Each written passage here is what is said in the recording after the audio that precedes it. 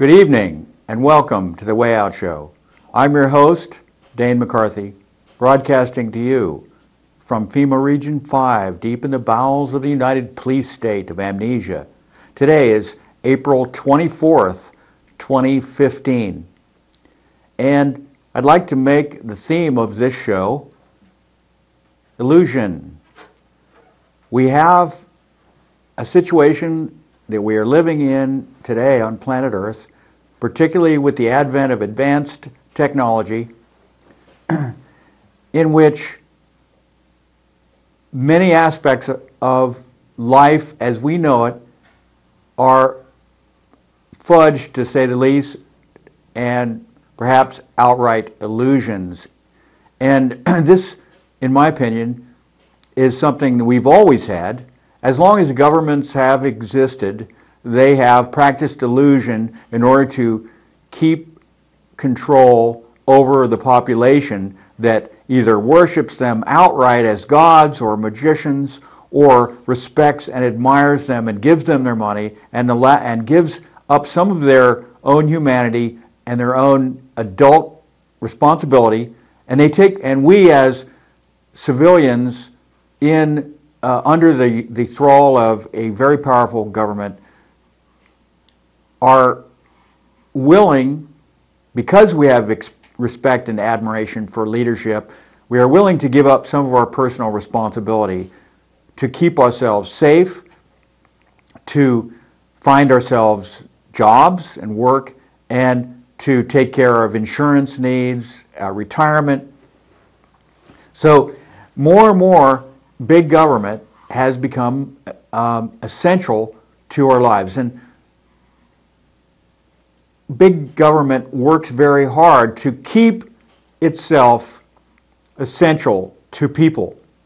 And this includes manufacturing threats, where threats maybe exist but are not nearly as dangerous as they're made out to be, and keeping that fear level up, keeping that sense of insecurity, keeping the level of instability at a very high factor. George W. Bush, for instance, admitted that the threat level before the election was artificially raised. If you remember correctly, if you remember back in the George W. Bush administration after 9/11, there was a color code threat level that was instituted. Red being the highest, yellow, green, and they would artificially raise them before elections. This is admitted. And so this was, in other words, keep the threat level high, and people are more likely to want to stay with the guy who's already got the power, the status quo. Keep the status quo. When people are fearful, they're less likely to want to make a change. They want to stick with what they have. Just feels more comfortable. They, of course, the advisors to the leadership understand human psychology. They've gone to the best universities in the world in order to study how humans behave, how they react, and many PhD professors, researchers are studying today more and more about every aspect of human nature. And they get big grants in order to study this, from even to the point where eye movements. What do people look at first when they see an image? And because this is with the idea, then you can manipulate what people are thinking, and you can manipulate what is a priority by understanding where people look first when they see an image. What do they see first?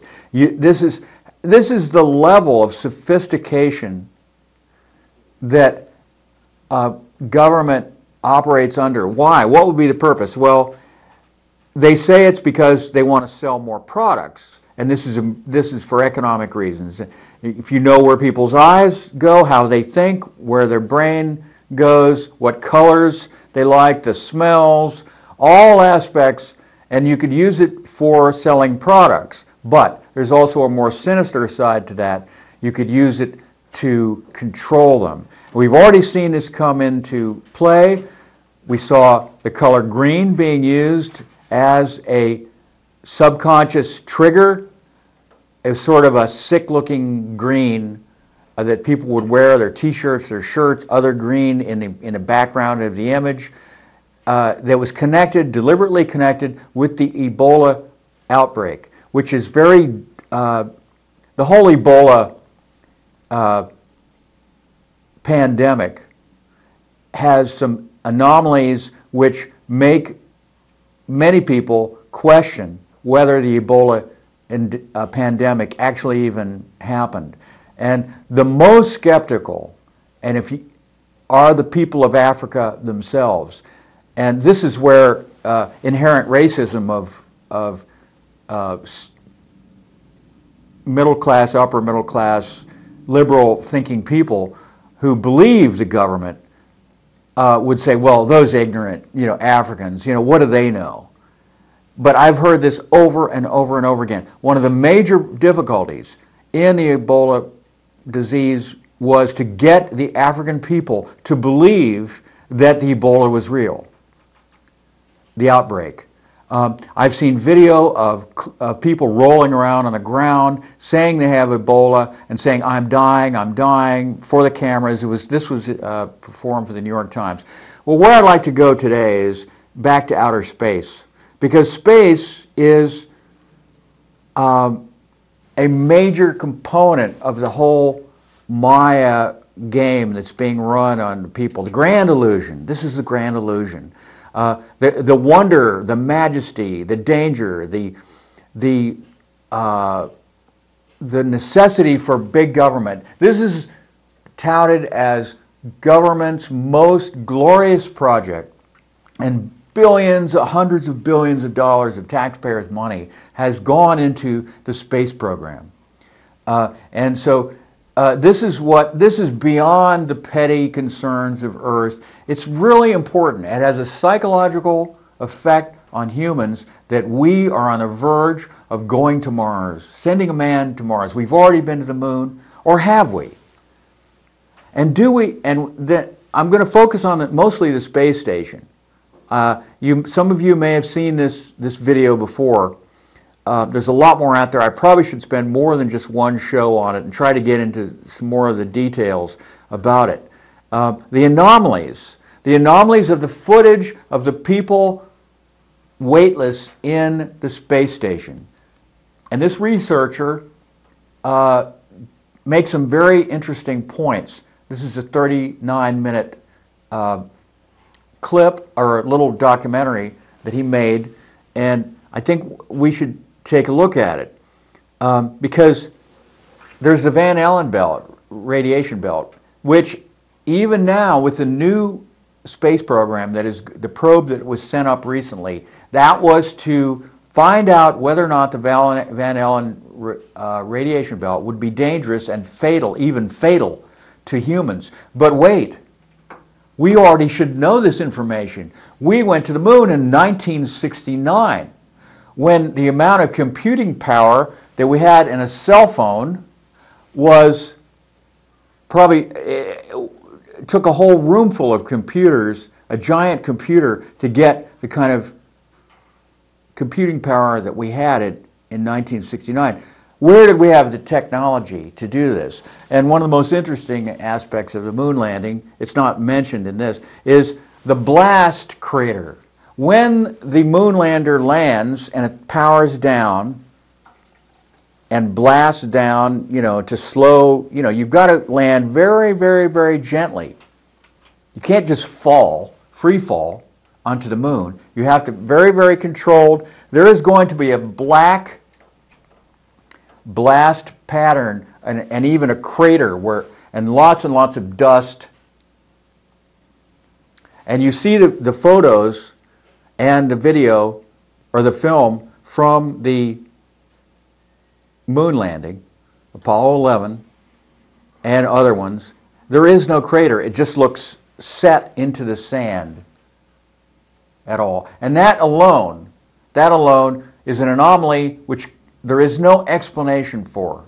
And one anomaly means that it's fake. That's all it takes. It's just one. You can't use the argument, well, Why wouldn't the Russians have blown the whistle? If they surely would know the moon landing was fake. It was during the Cold War. We were in a huge race to the moon with the Russians. We won, supposedly. And there was not a peep out of them. Well, I don't know why the Russians didn't blow the whistle on the United States. Maybe at that very high level, these scientists work together and they understand that, look, this is good for both of us. We can work together now. We can calm down the Cold War. We can use outer space as, we can play the game together. We can play off each other. It's a win-win for both of us. Because I think there's a lot of that goes on. Russia uses the United States as a major threat. The United States uses Russia as a major threat. So you work together. You're actually working together by pretending to be enemies. So anyway, let's watch this clip, and then I will get back with you and make a few comments.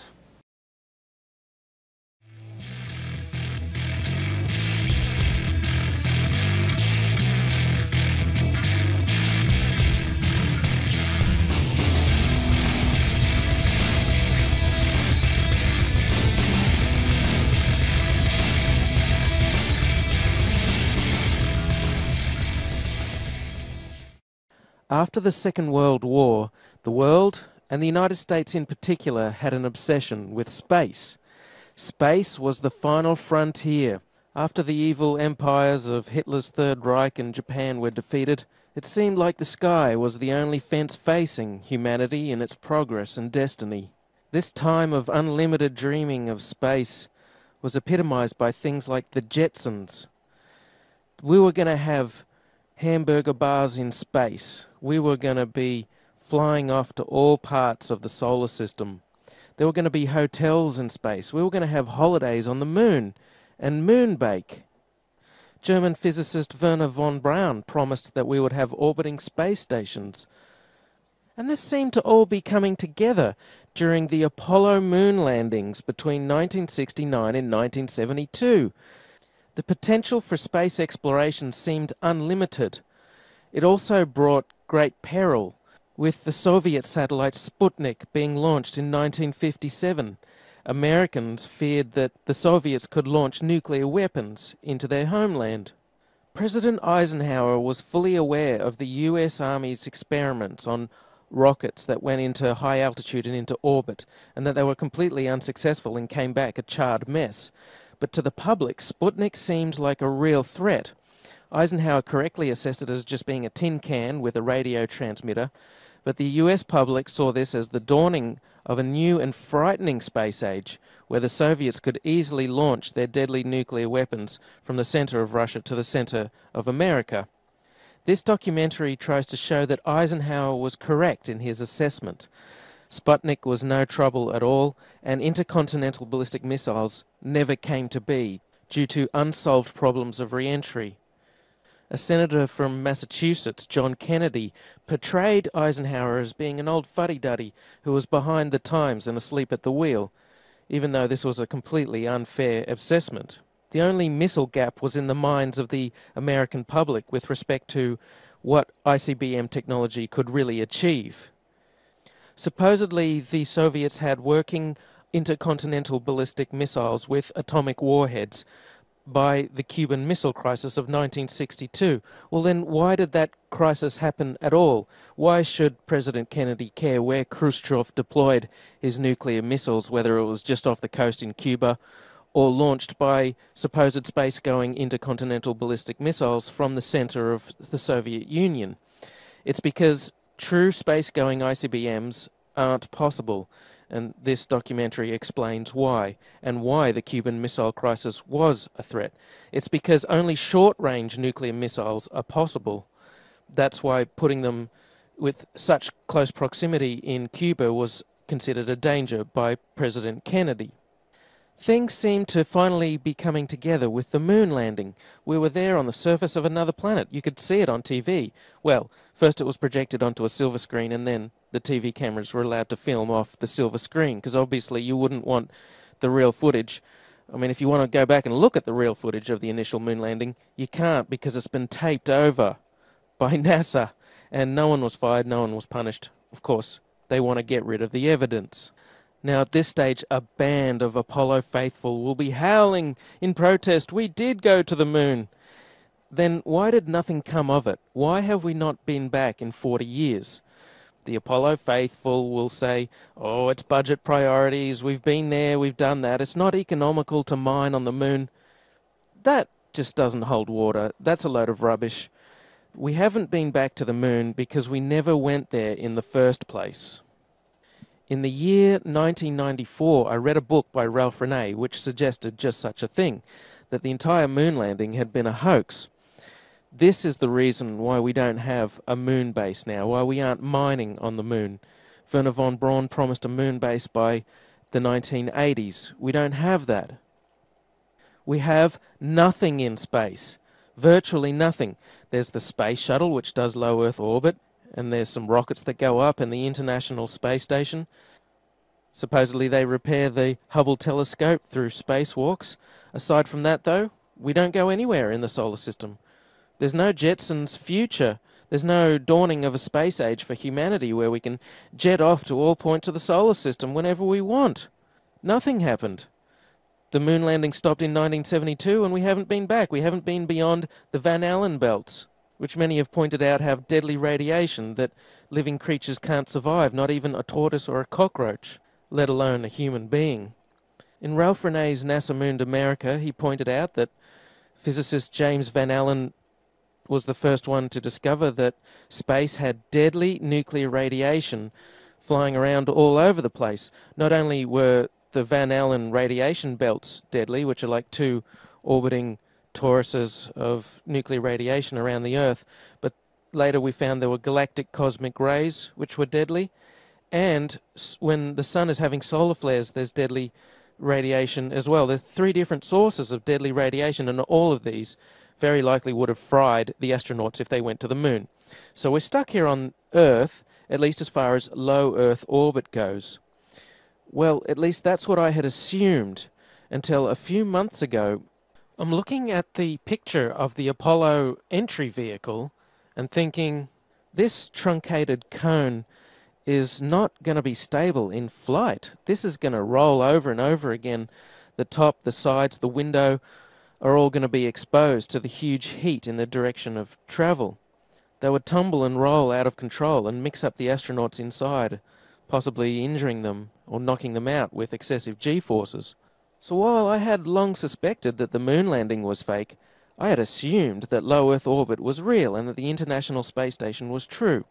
But my research of the last year has led me to the conclusion that not even low Earth orbit is possible, that the International Space Station is a hoax, and all manned space travel is fake. The main reason I believe all manned space travel is fake is because the re-entry vehicles are fake. I'll go through all of that in detail. First though, let's have a look at the International Space Station. I want to talk about some of the anomalies I see there. For the inside of the International Space Station, there are a couple of zero-gravity tricks that they use to fake it. The first is they have a complete mock-up of the International Space Station built on the inside of an airplane. And that airplane does a bunch of rises and falls. It does a parabolic, upside-down parabolic trajectory, and that simulates zero gravity for traditionally about 30 seconds at the most. I think they can do it to about 45 seconds, judging by the length of time of these segments. They have to do a hard break, or they have to put the camera to the wall or away from a person, or they can link scenes together. They're quite clever in the CGI. It's difficult to tell all of their tricks. The other main way they simulate the zero gravity is with suspension in front of a blue screen, and they use that trick for extended periods of time, for longer than 45-second segments. But they can't move around as much. They can't do the acrobatic flips and rolls in the extended mode. So there's full motion mode where they can fully move around, and that's faked in a plane, and then there's suspended or extended mode where they're suspended by wires in front of a blue screen. They don't move around as much, but they can make the scene last for a longer period of time. In this scene, Chris Hadfield bends down in order to adjust something, and you can see on the back of his shirt a couple of upticks on either side where you would expect wires to come in on either side of that harness in order to support it. Of course, they've computer graphicked out the supporting wires. You can't actually see them, but what you can see is a very slight discoloration where it's slightly lighter and then it goes slightly darker. And that's strange. That shows a couple of things. First of all, it shows that this isn't live from space. They're often portraying that this is live. Of course, these things are fully choreographed and edited in advance to make sure that there's nothing too obvious that you can see that gives away that this is a suspension in front of a blue screen hoax.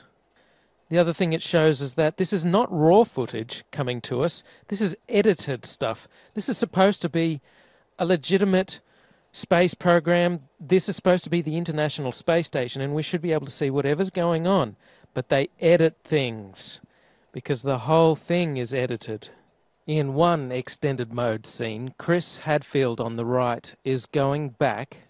He's going back, and then he just stops. That's an odd motion. You would expect if this was true zero gravity that you have to support yourself, you have to stop yourself on both the top and the bottom of your body as you're drifting back. If you just stop yourself with your feet, then your head will rotate backwards. Conversely, if you just hang on at the top with your hands, then your feet will still keep moving. You have to support yourself at both the top and the bottom of your body. But his hands, Chris Hadfield's hands, aren't touching anything. He just goes back and then he stops. And that's odd. You can see a sort of a harness sticking through the t-shirt of Chris Hadfield. It's a harness that's around the waist. That's how they're supported. Also notice that Chris Hadfield has the habit of bringing his knees up. That's because his stomach muscles aren't as strong. He doesn't have as much midriff strength as some of the others who are able to elongate their body and make the hoax look a bit more realistic. He's constantly bringing his knees up because he's not as strong as the others. Occasionally, though, the others bring their knees up too.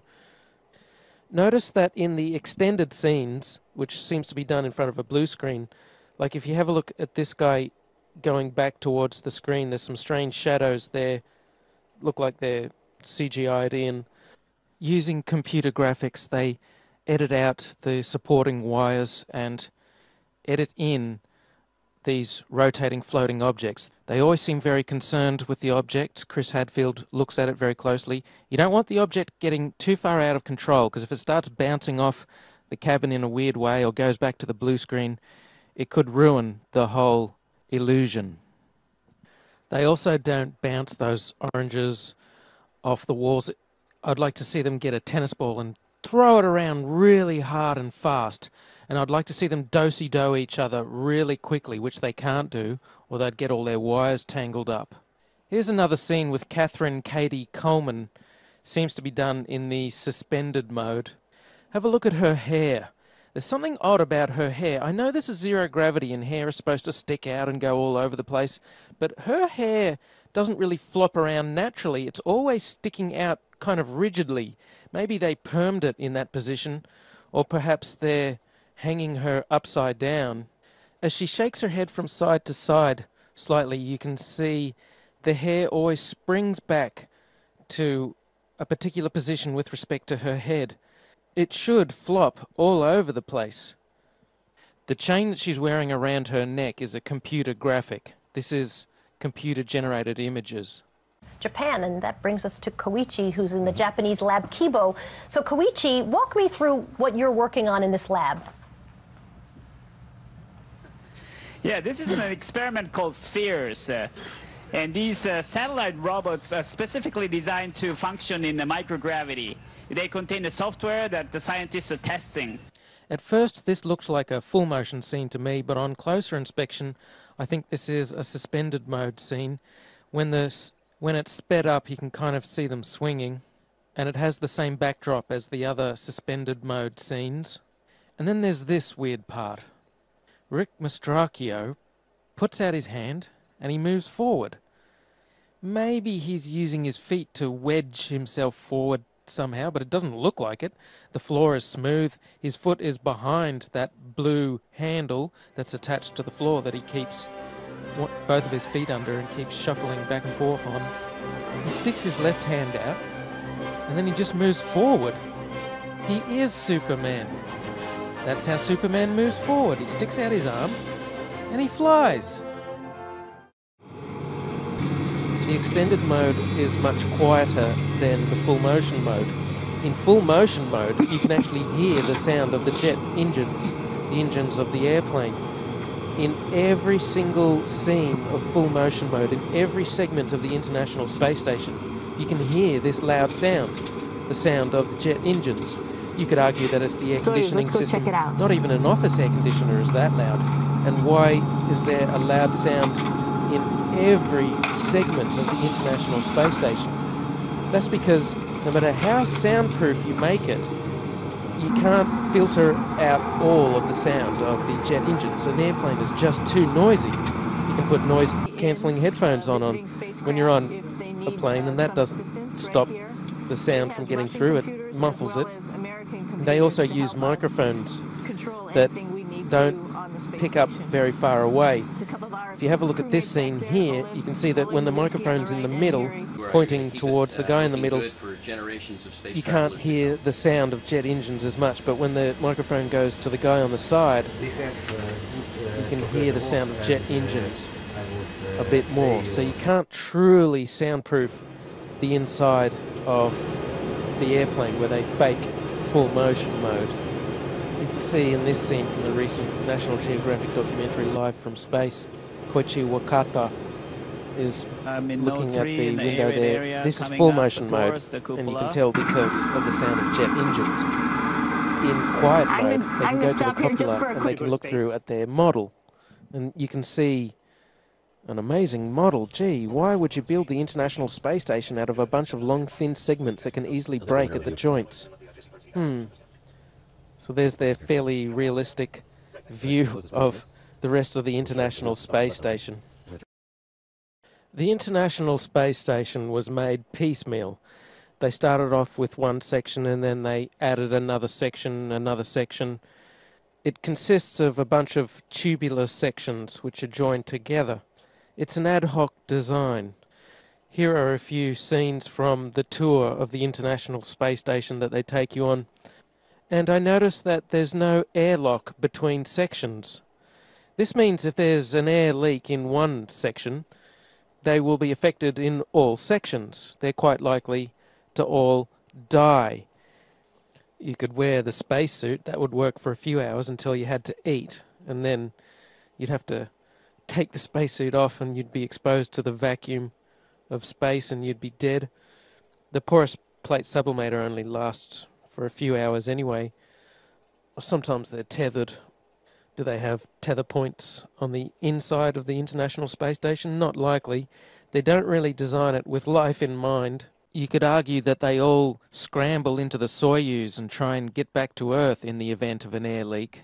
Well, that would be very odd. They would have to completely change and recalculate all of the re-entry parameters if you're going to cram all 11 people or however many people they have on there. They have many people on the station at the same time. You also couldn't cram that many people, all 10 or 11 of them, into the one Soyuz at the same time. They only ever have one emergency Soyuz escape capsule. You couldn't cram them all in. It's very odd that they're up there in this life-threatening situation where an air leak could happen at any time and they could all die, and there's not even enough lifeboats for them to make it back to Earth. Having no airlock in between sections is very odd. The more sections they add to the International Space Station, the more dangerous it becomes, and yet they don't care. They just add as many as they like. Yippity-doo-dah, yoo-hoo! Let's all die in space.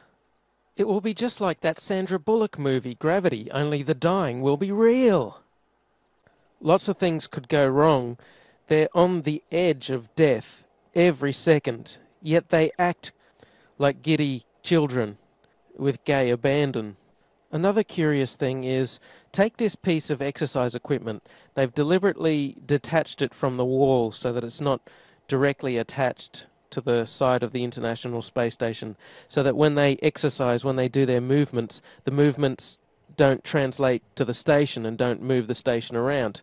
That's a wonderful concept. I like that idea. You wouldn't want the station to be moving around a lot. The problem is, this piece of equipment is the only thing that they isolate from the International Space Station. Every other movement is translated to the station. They don't care. They don't bother to isolate the station from the people moving around inside. They grab these blue handles, which are all over the station.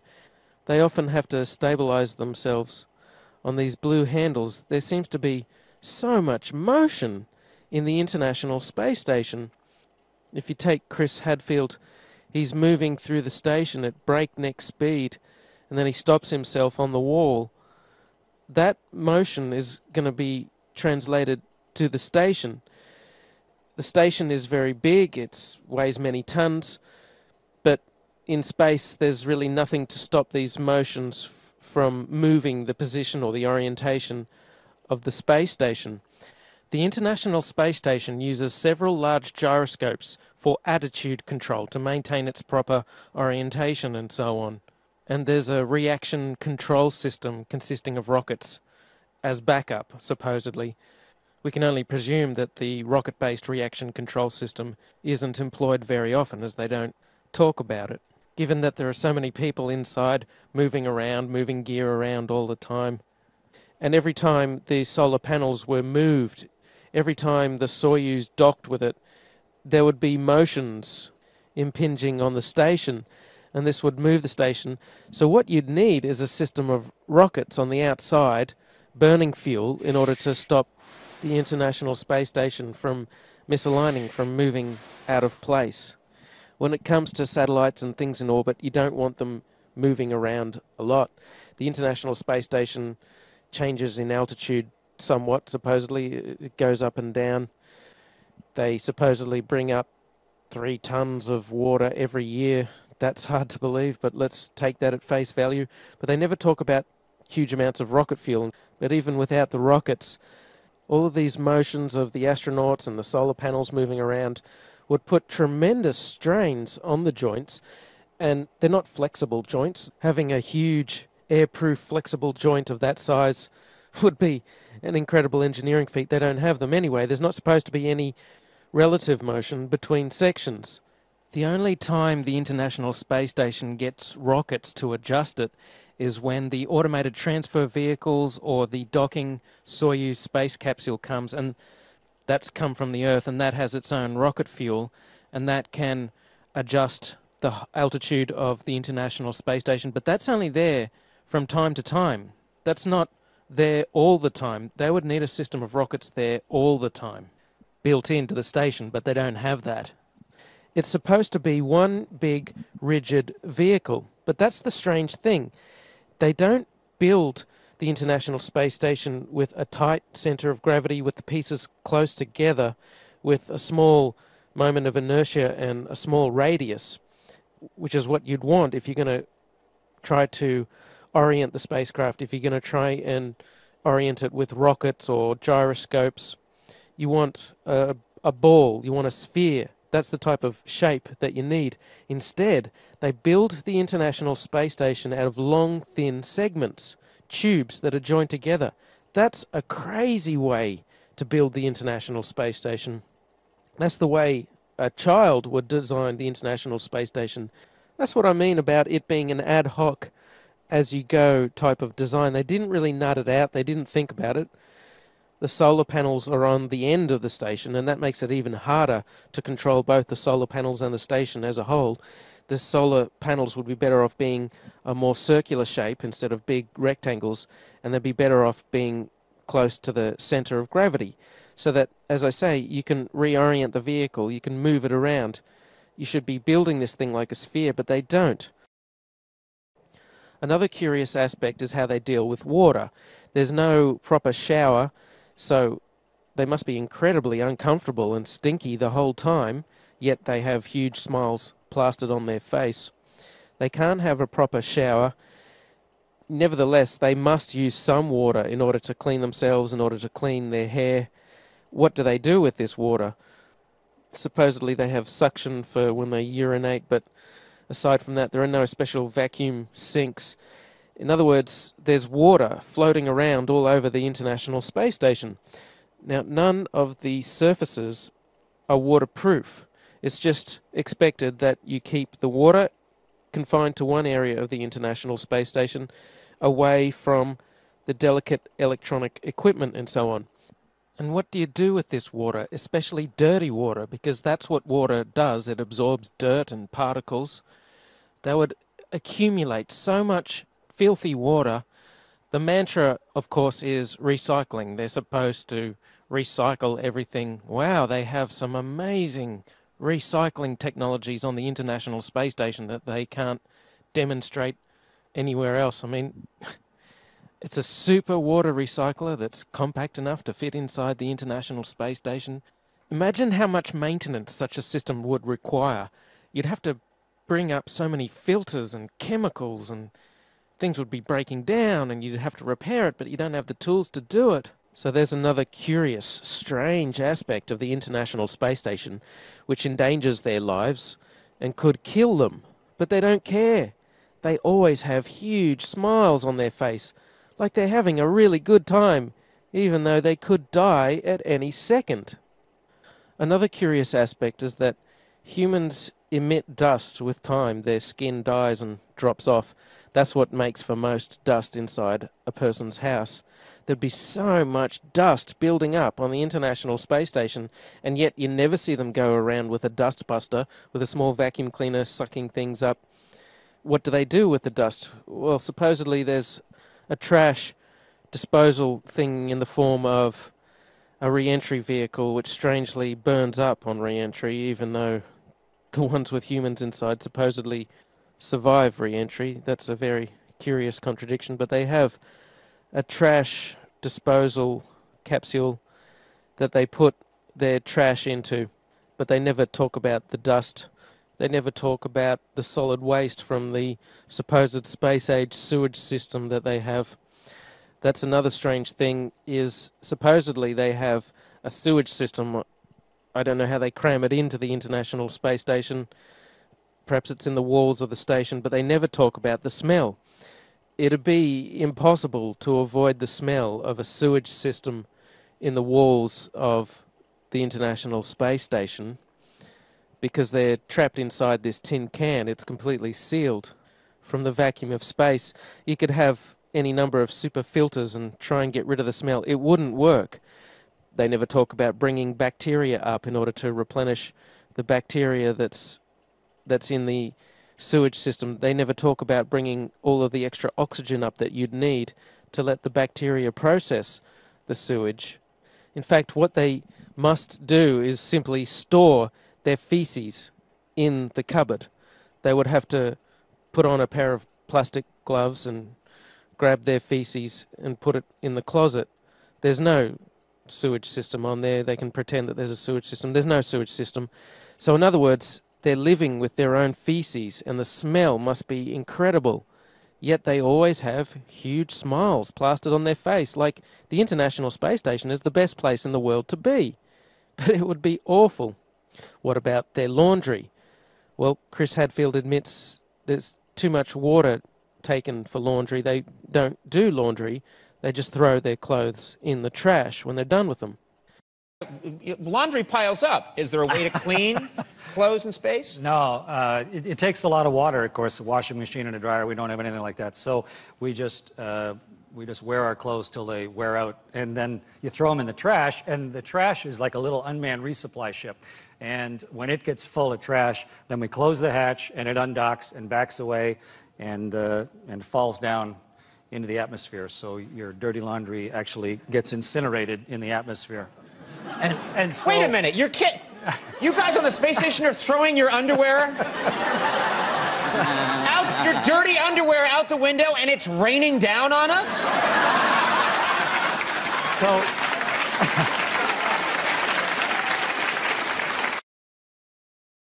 So take this woman, Sunita Williams, has supposedly been on the station for 200 days.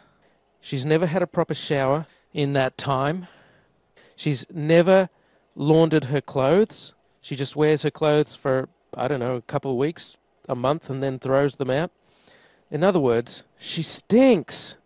She's horrible. She's clammy. She's disgusting.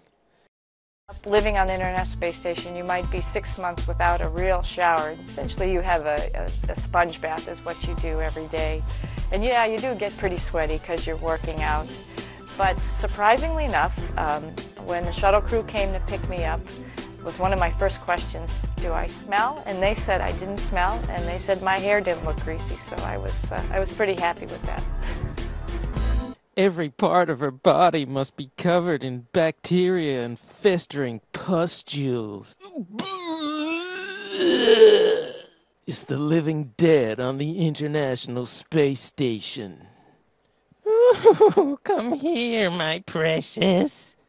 And yet they all act like they're so happy to be on the International Space Station. It seems mandatory to smile if you're on the International Space Station. I guess when you're doing a hoax, you have to have a big smile plastered on your face because that's what distracts people. Now check this video out. The whole video is about a minute long. I said 45 seconds before was the maximum for full motion mode. It may be more like a minute that they can do this full motion zero gravity mode, because then the airplane finishes its parabolic trajectory. It has to dip down for a short period of time. There's double the gravity. Anyway, have a look at the end of this, and there's a strange motion to the center. Take a look at the way it moves. It kind of skips out of her control a couple of times. First it dips down and then up a little bit, and then at the end it goes up a little bit, and she kind of looks a bit embarrassed, like she's been caught putting her hands in the cookie jar. Oops, I hope you didn't see that. No, we didn't see, Katie. Just keep the beautiful smile on your face, and that'll distract us from the hoax. They supposedly urinate into these funnels. How do they keep it clean? How do they stop it from being encrusted with dried urine?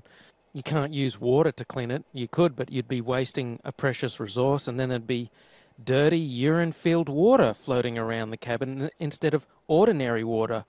So to summarize, they're living with their own excrement, their feces and their urine. They build the International Space Station out of long, thin segments. There's all kinds of motions being translated to the International Space Station through these blue handles everywhere. They could spring a leak between segments easily. There's no airlock between segments. They don't do laundry or have showers, and they're incredibly uncomfortable the whole time. They don't have access to proper medical treatment or facilities. They have to routinely go outside to fix equipment because they like to put stuff on the outside of the International Space Station that can only be fixed from the outside. So in short, this International Space Station is a suicidal hellhole. It's an awful place to visit. Every second their life is in danger and they could easily die, yet nothing ever goes wrong that they can't easily cope with and fix given the incredibly limited set of tools they must have up there. And they act like they don't care. The International Space Station is the worst place in the world to be, and yet they act like it's the best place you could be. When they're supposedly in the International Space Station, I suspect they're actually in the astronaut facility Star City, Moscow. There's a specially built training facility. There have been very few civilians in space. One of them is a South African millionaire. He had to do several months of training in Star City, Moscow, and what you do is you learn the zero-gravity tricks. That's what the training is for. They will tell you, oh, it's training to handle contingencies on the International Space Station, and if someone gets sick, you know, you have to get in the Soyuz and quickly hurry back to Earth, or if you have to do a spacewalk. They have to hide in Star City, Moscow, because if they're photographed anywhere, it would ruin the whole hoax. They have to stay very hidden. In fact, they basically have to live in Star City, Moscow, as they would do on the International Space Station. So there are a whole bunch of frozen meals prepared for the astronauts to be consumed when they're on the International Space Station. In fact, that'd be ideal to give to people who are hiding in the basement of Star City, Moscow, pretending to be on the International Space Station. If they didn't hide in Star City, Moscow, they could be filmed, and you could have, like, this scenario. Hey, Chris, what are you doing down here? I thought you were up in the International Space Station. Oh, yeah, I'm just catching some hockey. I'm down here on a weekend pass, eh? What the hell are you talking about, weekend pass? You got a glass elevator going up there? What is this, Charlie and the glass elevator? You wouldn't want to catch Chris Hadfield when he's in Star City, Moscow, so they stay hidden there. One of them, as I mentioned, Sunita Williams, spent a whole year, supposedly, in the International Space Station. She's such a tragic. That means she would have spent a whole year hiding in Star City, Moscow. One rather laughable claim I hear is that the International Space Station can't be a hoax because I can see it from my house. Well, can you see people inside it from your house? No. There is clearly something up there orbiting. It just happens to be empty and has never been manned. They are capable of sending unmanned things into orbit, like regular satellites, telecommunications, and so on. And they can add segments to this empty, unmanned International Space Station. It's just an orbiting tin can. And the fact that it's empty means it won't really be subject to any forces moving it back and forth, and all the considerations I mentioned with people like Chris Hadfield going through the station at breakneck speed aren't a problem. So it's very possible to have an empty orbiting tin can, which is what the International Space Station is. And they have some cameras mounted up there as well to do some of the shots supposedly looking down from it. Another aspect of the illusion of space travel is spacewalks. These are faked inside a swimming pool. It's a custom-built swimming pool, and that's a great way to fake zero gravity. About 6 months ago, in 2013, a gallon of water leaked into one of their spacesuits in a matter of seconds. NASA doesn't really have a proper explanation for how on earth this could have happened. There shouldn't be water leaking into someone's helmet and a person almost drowning in space. How can you drown in space? They now wear snorkels to make sure that they don't drown in space. How can this be happening? A snorkel in space? There could be some water in the porous plate sublimator. When they were on the moon, they supposedly had about a gallon of water, but that cooling system is supposed to be well away from their head. There really is no sane explanation for why a gallon of water would leak into someone's spacesuit, unless you realize the whole thing is faked inside a swimming pool. In this scene, you can see the Chinese spacewalk, and you can see a bubble coming up from the guy's suit. How do you have a bubble in space? Space is supposed to be a vacuum, not a swimming pool, but it's obviously just a swimming pool filled with water. Obviously, there would be some equipment that they could only fix from the outside, but a lot of these spacewalks, it seems like equipment they easily could have configured to be accessible from the inside of the International Space Station. It seems more like an excuse to get out and show their other space trick, which is the faking of spacewalks in a swimming pool. In this vid, you catch a glimpse of someone wearing a scuba tank. Scuba tanks in space? Snorkels and scuba tanks in space? They act like a spacewalk is just a walk in the park, like there's very little danger involved at all. They're looking through the spacesuits. Oh, here's a spacesuit. We're going to go for a spacewalk. As if there's no danger at all. Like they don't care. They don't care. They don't act like they're in a life-threatening situation, like they could die at any second, even though they can. So you would think to preserve their life they would want to minimize the amount of spacewalking that they did. But there seems to be an abundance of equipment on the outside of the International Space Station that constantly requires repairing, which makes for a good TV spectacle and is inspired by movies like Sandra Bullock's Gravity. And after Gravity came out, they of course had to do another spacewalk to fix some emergency, some piece of equipment that their lives depend on that amazingly they can fix every time. But you know what? Thanks to the genius of the engineers at NASA, they employ snorkels in space now, so that should stop them from drowning. So that's my tour of the International Space Station and roughly the halfway point in the video, and so a good place to end part 1 of 2 parts.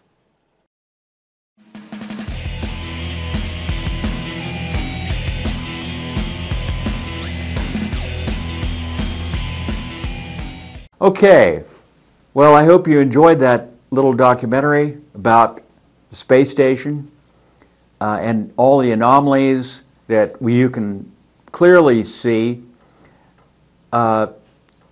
It's really interesting, but I hate to take people's fun away. I guess this show is about anti-fun, taking away the wonder and the glory and the beauty and the mystery and the spectacular ideas, notions of going, out into outer space, science fiction. I love science fiction. I read it now. I mean, I didn't read science fiction for a long time.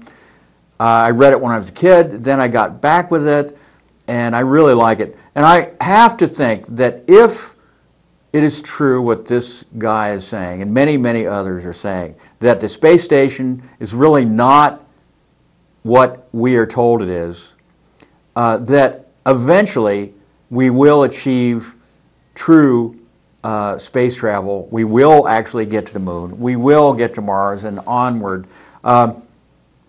It seems like to me maybe there's some kind of shielding that they could come up with to get through the Van Allen radiation belt.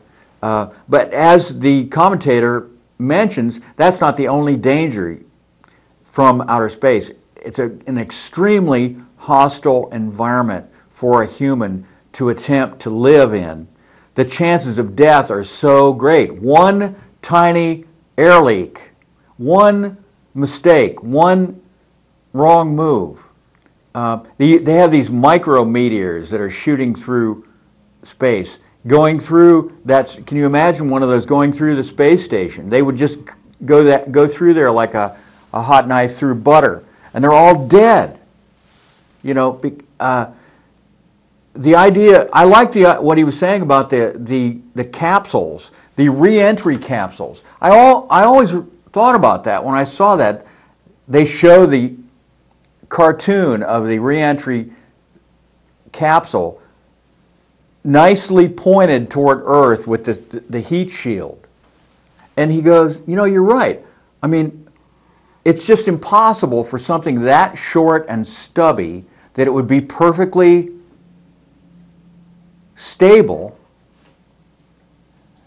during that re-entry. It just doesn't make very much sense. Would you have this huge blunt force thing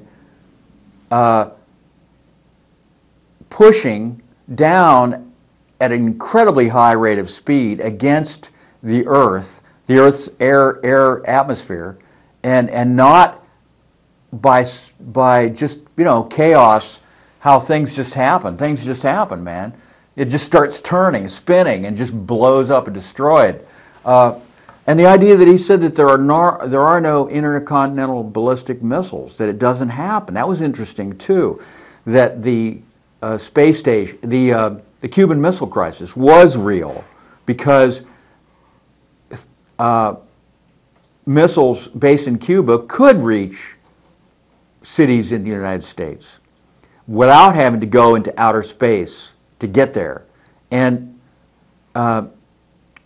he made a good point. Why were they so upset? Because Russia, if intercontinental ballistic missiles actually worked, then why would having missiles in Cuba be such a huge problem? So, I mean, there's so many strange things that are going on that we really need to look at, and I think it's important for human beings to understand that. We cannot be a fully functioning human being unless we have the facts, unless we see all the games that are being run on us. remember, think how much money, again, Americans have paid for the space program.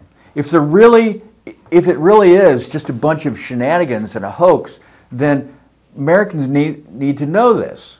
Americans, that money could be used more beneficially and more efficiently for any number of infrastructure issues that Americans are having to deal with, from potholes in the roads to crumbling bridges to this antiquated electrical system in which whenever the wind blows, the electricity goes out. I mean, it's getting to the point where brownouts are, you know, just a regular thing for days sometimes. People have no electricity. This happens many places in the country, many places. Oh, the electricity's out. You've got candles. You've got kerosene lanterns. You've got battery-operated flashlights. You have to buy a generator, which is crazy. These situations that people now find themselves in, and you never would have thought that it would have happened, that things could be this bad, maybe even worse than they were before, in 2015. The science fiction writers were anticipating that we would be far more advanced now in 2015. Remember 2001, A Space Odyssey? We're going to Jupiter or something, you know, in 2001, A Space Odyssey. That came out in like 68 or 69. So where are we? We haven't even gone back. If we did go to the moon, we haven't gone back to it yet. Why? People, you know, and as the time goes on, the skepticism continues to grow. People laughed at those skeptics about whether we actually made it to the moon. But they're not laughing so hard now. They're laughing every year. The laughter gets quieter and quieter and quieter. And, you know, many, many times this has happened over and over and over. The so-called conspiracy theorists, they turn out to be right. And why?